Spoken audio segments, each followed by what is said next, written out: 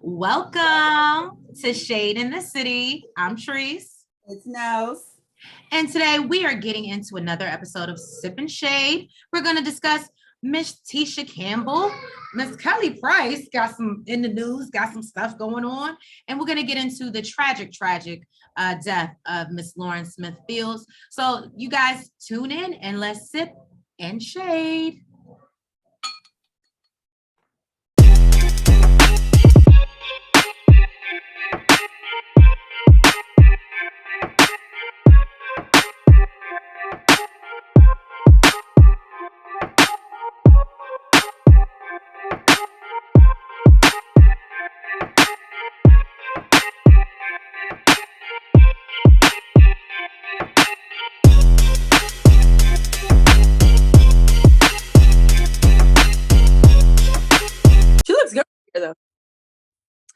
All right, y'all. So we get into our first story of the evening.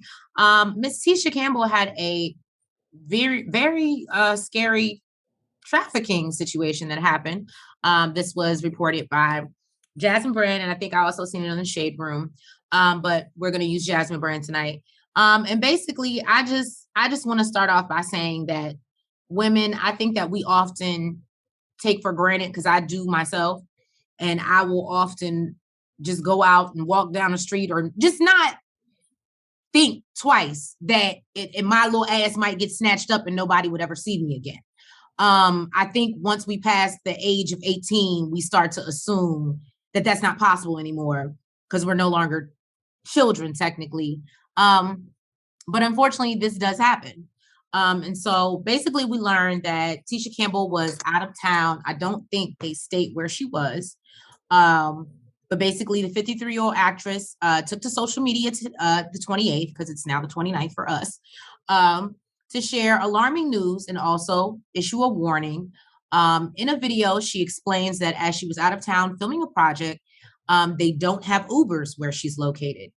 As she was leaving for her hotel and asked for a taxi, given a phone number by someone at the front desk. Now, here's my thing. I'll talk about it later. Okay. Once her taxi arrived, that is when things got weird, she said. The van pulls up. It's real sketchy looking, but there's a guy in the back seat. So when he jumps out, he's just standing there. I thought he was getting dropped off, but he's just standing there. He goes, "Get in." And I go, "What?" And he goes, "Get in." And she goes, "Fuck no." Right? And very smart. Obviously. She said that she looked inside and the car was all messed up. The rubber is pulled up from the bottom. There was dirt everywhere. And basically that the back seat looks like it had been snatched out for a reason. The guy in the front seat, the driver, told her to get in the car. And basically she said she's not getting in.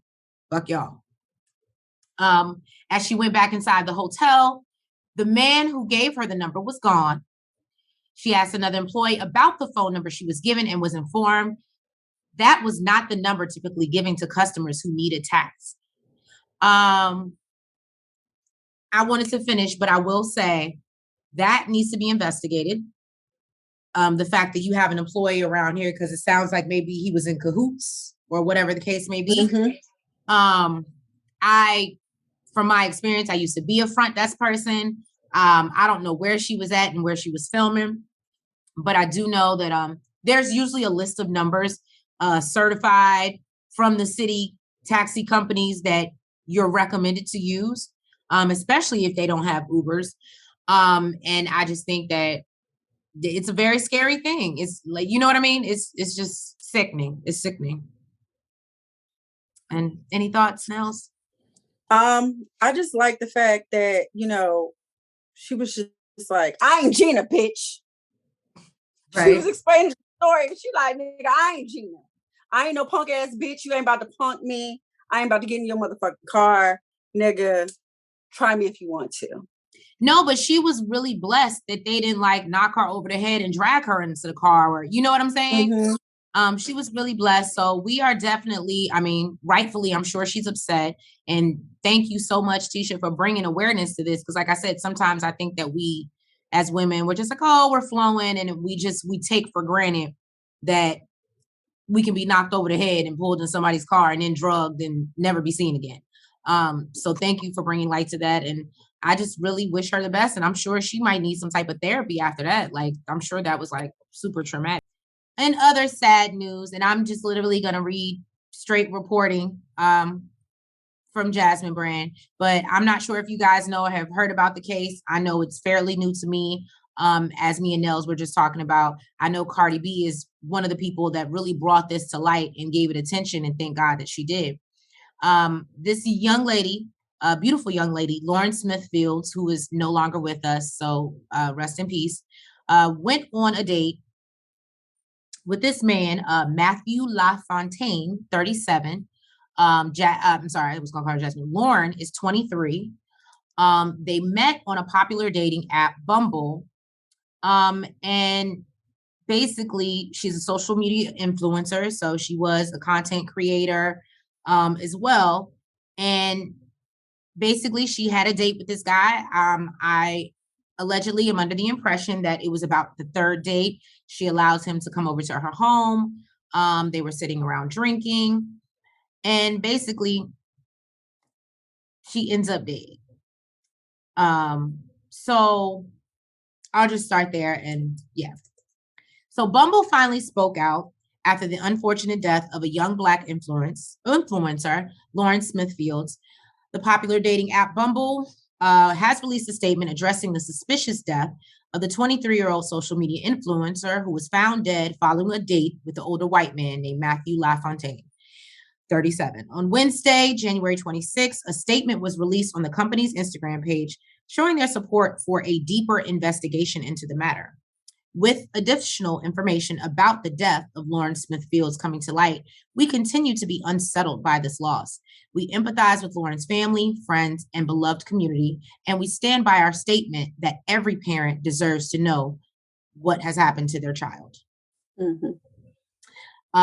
They continue, this matter deserves a thorough and serious investigation for the Fields family to get justice for Lauren. As previously reported, Lauren Smith Fields was found dead in her apartment on December 12, 2021, following a Bumble date she had with Matthew LaFontaine. According to the Bridgeport Police Department report, Smith Fields and LaFontaine were drinking tequila at her apartment when she became ill and briefly stepped away to vomit. The pair then reportedly continued to drink until Smith Fields got a text and stepped outside of the apartment unit to give something to her brother. According to the incident report, when she returned to her apartment, Smith Fields went to the bathroom for several minutes. The police report added that LaFontaine later told officers he thought it was odd, but didn't feel it was his place to say anything as he didn't know her that well. Reportedly, Matthew LaFontaine contacted the police the next morning when he discovered blood coming out of Lauren Smith Fields' right nostril and noticed that she wasn't breathing. According to reports, despite being the last person who saw her alive, LaFontaine has not been questioned as a suspect in the connection to the TikTok influencer's death. Her family has been very vocal about the alleged inconsistencies in his story and the police report. Her brother, who saw her the night of her passing, shared that his sister met him outside to bring his basket of clothes. In a statement, he added that at the time of the meeting, she wasn't drunk and didn't look sick. He said he didn't know anybody was in her apartment. She came out, she was out there for like 10 to 15 minutes and walked back into the house. She looked normal. She didn't look sick. She didn't look tired. She didn't look drunk. I'm her second older brother. If I would have seen her drunk, I would have said, "What are you doing? Why do you look like that?" The medical examiner's office announced on Monday, January 24th, that Lauren Smith Fields died from acute intoxication due to combined effects of fentanyl, and that's probably all y'all gonna get out of me because I can't pronounce none of the rest of these other drugs, hydrazine, and alcohol. Hours later, police finally launched a criminal investigation into her death 6 weeks after the 23-year-old was found dead. The family's attorney released a statement on their behalf and said, "There's a typical protocol that's followed when you have a situation like this. If you have a husband or wife or boyfriend or girlfriend call the police because one of them is dead, typically the person who is surviving is pivotal to the investigation. Most times they are looked at as a suspect because they were the last person with the deceased. And in this particular case, the police have been very hesitant to even call this person a person of interest. Oh, I'm going to say what I think. My opinion. I'm going to say this forefront. This is my opinion. This is alleged. I don't know what happened. I was not there. But what that report sounded like to me, and again, hats off to the Jasmine brand, I think he drugged that girl. I think that he drugged that girl. And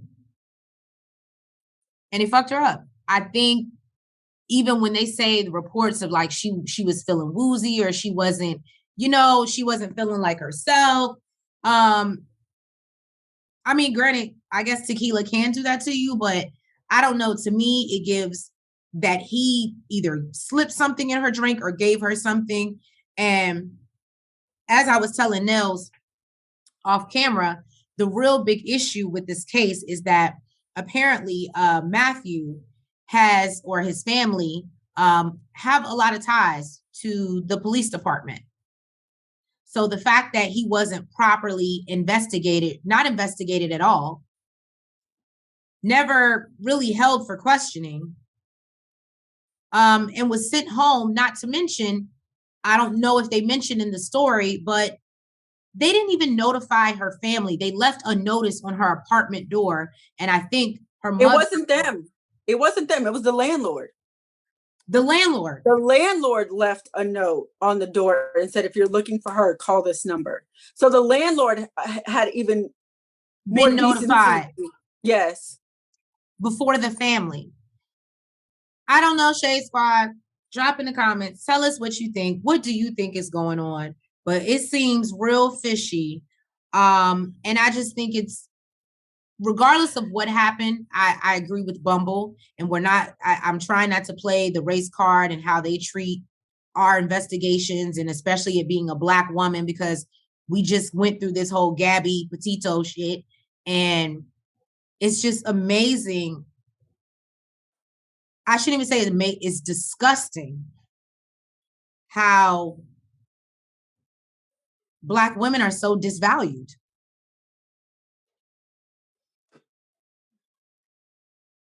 Like, you can't help but drink to that.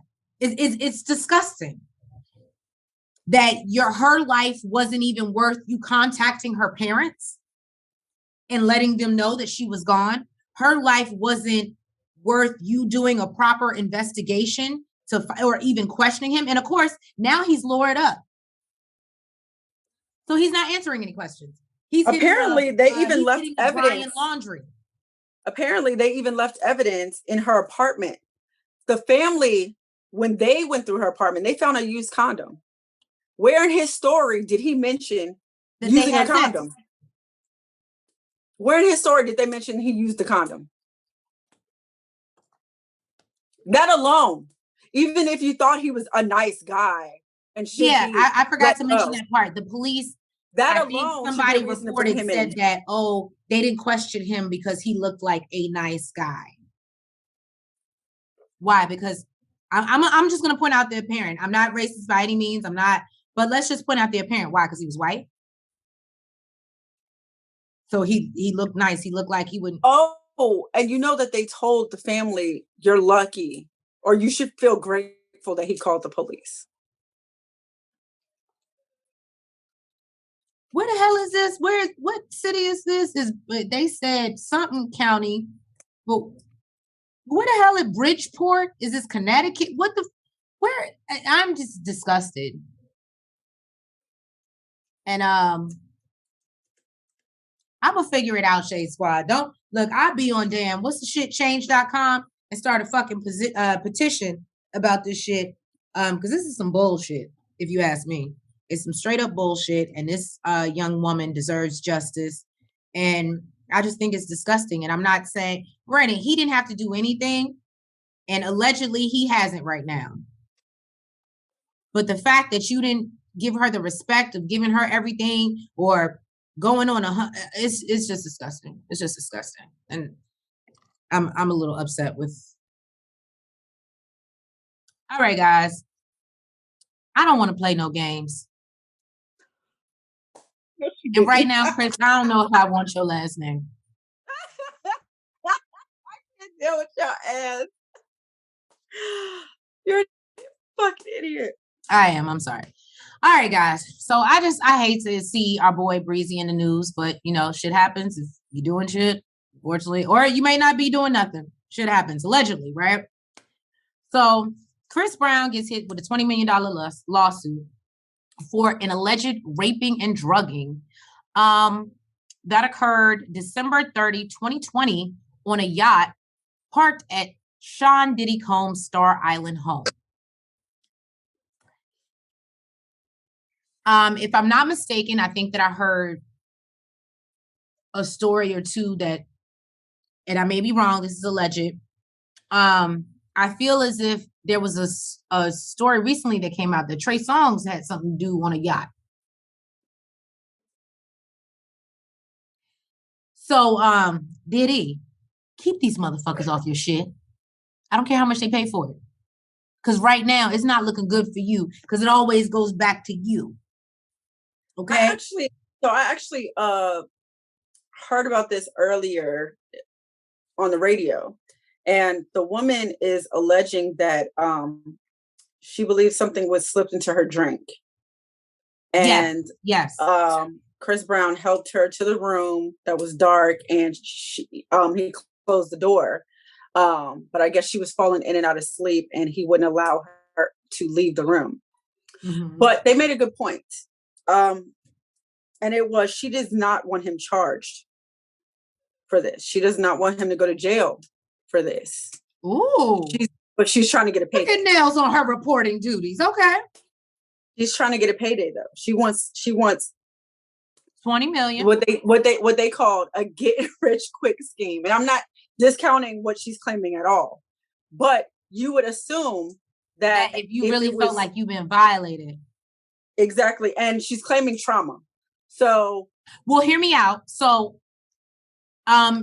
she says that I think the bigger part, and this is where Chris may get into a bind, is that the next day he sent her a text.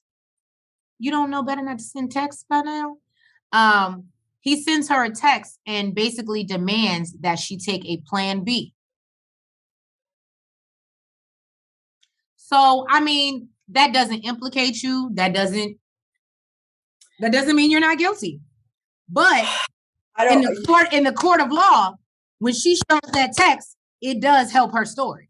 But who rapes somebody and then tells them to take a plan B? If somebody's raping somebody, normally they don't want their DNA nowhere near them. I mean, unless, especially if it's a situation like this where you're in a comfortable setting versus, it happening out on the street where you feel like, you got to rush. If this bitch is drugged, and you know what, I let me take that back. I don't mean to call her bitch. I don't know her. I don't know her story. If this woman was drugged, and they're in a comfortable setting, he kind of has time. She's going in and out of her consciousness. Sleep. Yeah, exactly. Like, he has time to go get a condom, put it on, make sure there's no DNA, no evidence. If it's rape, you know what I mean? Versus like it being on the street where somebody's just pulling their shit out. They don't give a damn because they're never going to see you again. I get what you're saying, because clearly, and as we all know, and I didn't get to talk about that part, but if the text did happen, she does claim that he did shoot up the club. Mm-hmm. And like you said, the worst, I guess, evidence of rape, right, is if they give her a rape kit and they find that you shot up the club, mm-hmm. Mm-hmm. So I don't know. So it would just give me the impression that if it wasn't consensual, that maybe he was under the impression that it was consensual. I don't know. I'm not saying that nothing happened. Because I can completely agree with you. Trying to play fair and trying to because we don't know her, we do know him, but at the same time, we know he has a past. No, we don't know. We don't know him. Well, not him, but I'm saying I was saying we know he has a sketchy past with women and how he handles them, right? So, I mean, I guess we'll see. We'll continue to cover as the case goes on. I'm not gonna say I hope he ain't, and I hope he is. I don't know, and we'll see what happens, and that's what we're here for. Where I'm not biased in the situation. We're just here to report on it and let you know what the outcome is once we know. Let me make sure y'all can hear me. She wasn't a friend of mine. She left with my man. She lied, cheated, took all I had. Okay, that's all I'm gonna give y'all. We get into Miss Kelly Price, and apparently, her beef with Jonjolin is, I hope I'm saying her name right, Savage. If you guys are not familiar with who Jonjolin is, if you guys have not seen her on the news or the mini document of her being a part of the Surviving R. Kelly documentary, her daughter is actually one of the young ladies, Joycelyn, who is allegedly still the current girlfriend, even though he's locked up. She's sticking beside him. So basically, Miss Kelly Price just did a recent interview with Vlad TV. And it was with Lunel. Lunel is basically interviewing her, and she asked her, how did your relationship with R. Kelly start? And she basically talks about how she was working with Diddy. And she was writing for him, and R. Kelly was like, oh, who is that writing for you? Whatever. They got really close. She said that she was there, was around his wife, his kids, and basically says that she was never around no bullshit. And she said she feels like because he knew that she wasn't about that bullshit, she wasn't going to be that person to turn her head. Now, where things get crazy is Lunel goes into talking about how basically he didn't do this alone. Obviously people around him helped him do this. And then, she has her response, which I'll let Chanel play the audio from her response. Hats off to the Shade Room. Yes, thank you, Shade Room. You always come through. Never. Okay, so in this business, and nobody really wants to talk about it, in this business, that's not odd. That's actually the culture. It's the culture. And now that I have seen that culture. I've seen mothers bring their daughters backstage. Well, that's the thing that nobody wants to talk about. That's the dirty part of it. Yeah. Is that every victim had a parent who was anxious to help them change the lifestyle, get into the business, make some money. Okay, that's it. That's the end of the clip. All right, y'all. So I never want to come, and we're not even going to touch on that, the parenting, whatever, what they should have done, because you can say a lot of shit hindsight, right? However, when Kelly Price said that, I don't think that she said anything wrong. However, Jonjolin took, I guess, some sort of offense to it, and basically posted on her Instagram or posted a comment and at Miss Kelly Price, basically saying, for whatever reason, other moms were backstage or in business meetings at the studio, it doesn't give him the right to recruit for his cult. You are accurate. Let's say your mom was backstage with you doing legitimate business moves in the industry. Does that automatically mean you back there not for your talents and just as a groupie? No, it does not.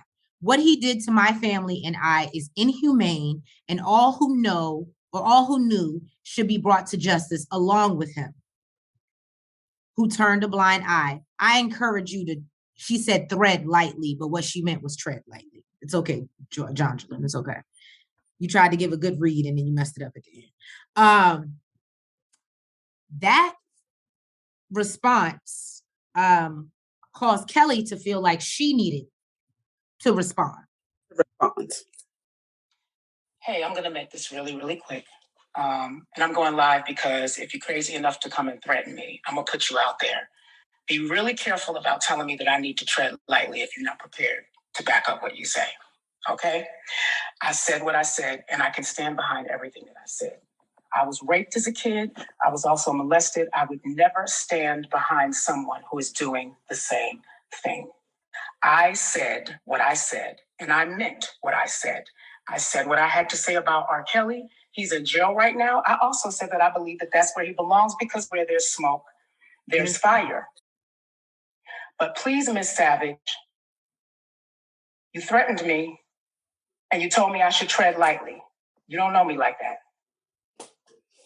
You don't know me like that. I have nothing to do with what your family went through. I wasn't around when y'all were around. I would never stand in the corner of a rapist. I would never stand in the corner of somebody who is violent towards women or children. But it sounds like a hit dog is hollering right now. I never said anything about your family. The statement that I made was about the industry as a culture, and I stand on it. Young girls and women, period, have not been safe in this business because they've been preyed upon. And people have known that girls that want a career, a lot of times, will do whatever is necessary to have one.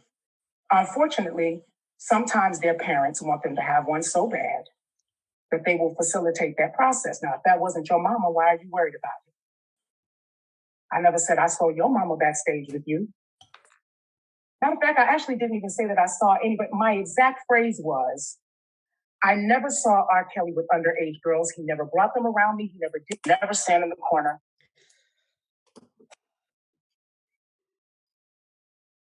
Y'all better stop fucking with Kelly Price. That's all I'm gonna say. That's all I'm gonna say. As I told Nails off camera, I didn't realize Kelly had this gangster in her. Okay? She said, I said what I said. Now, I'm not gonna lie to y'all. I think, obviously we don't agree with the Kelly situation, and I don't want to get too deep. I mean, the R. Kelly situation, and we don't want to get too deep into that. But what I will say for Kelly and this Jonjolin situation is that she had a point. She never said no name. She wasn't referencing nobody. And like she said, she had never seen it. She had not been aware of your family or you being involved with him or your daughter being involved with him. So if it triggered you, it's almost like when somebody posts a meme or a statement on Facebook or Instagram, and then you start to feel bothered by it. If it ain't about you, if you know you weren't in that situation, if you didn't do anything, again, a hit dog will holler.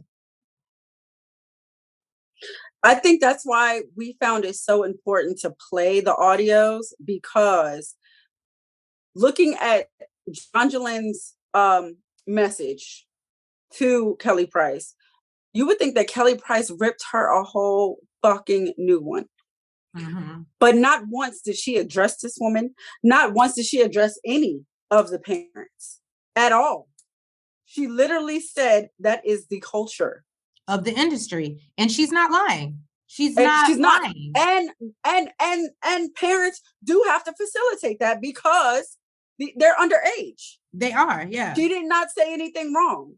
So I think that she made a great point, and I wanted to point that out, that is giving a hit dog is hollering. Okay? Because, and you're the only one that responded to it. Azriel's mom didn't come out. Nobody else's mother felt the need to. Just gonna leave that there, y'all. But yeah, I want to know who you blame now. R. Kelly's gone. Oh, and I think Joycelyn still ain't came back home. So appreciate you guys tuning in with us, and we hope you will join us next week or whenever some more news come out, because I'm gonna get better, y'all. I'm gonna get better. But yes, and hopefully you catch us next week for another episode of Sipping Shade. Thank you guys. Make sure you like, comment, subscribe, and hit the notification bell. And make sure you follow us on all platforms. You guys have a very good night, and we will catch you later. Bye-bye. Bye. Front, back, side to side. Make sure you go like and subscribe. Front, back, side to side. Make sure you go like and subscribe. Hey!